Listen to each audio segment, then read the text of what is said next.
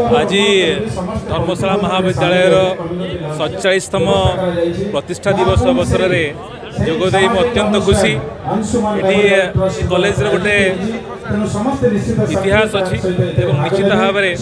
विशेष भाव खुशी जेहेतु ये माटी बढ़ी ये कॉलेज प्रतिष्ठा दिवस जोगदे पिलामानंको मो बड़ स्वप्न देखापी उत्साहित कली और सहित कठिन परिश्रम करने उपदेश देली और आशा और विश्वास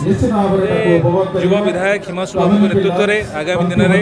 ये कॉलेज निश्चित भाव में सफलतार शीर्ष को आज धर्मशाला महाविद्यालय 47तम वार्षिक उत्सव यहाँ गोटे निरा ए कॉलेजर स्मृति जाजपुर डिस्ट्रिक्ट ने सारा ओडिशा रे किसी अभूलनीय स्मृति अच्छी तेणु ये कॉलेज रे जब नवनिर्वाचित आम है तुरंत हिसाब से कॉलेज रे मैनेजमेंट टीम कॉलेज समस्त सहित डिस्कसन करथिल जमती कॉलेज रे डिक्लेयर है सरकार आमर बदलिला शिक्षा उपर बहुत आम दृढ़ हिसाब से आलोचना कर शिक्षा केमती आगू नहीं जीव बेसिकली स्किल डेवलपमेंट पर तेणु आपड़ कही कॉलेज मैनेजमेंट डिक्लेयर करेंगे स्किल डेवलपमेंट रे आम पूरा जाजपुर रे धर्मशाला को पंजीकरण कलु और स्किल डेवलपमेंट गोटे घर इना अच्छी और गोटे घर डिक्लेयर हो गोटे घर हम skill development entire Jajpur district जिते स्किल डेवलपमेंट जो मैंने पंजीकरण आसवे धर्मशाला करेंगे आठू बड़ कथा कौन अच्छे तेणु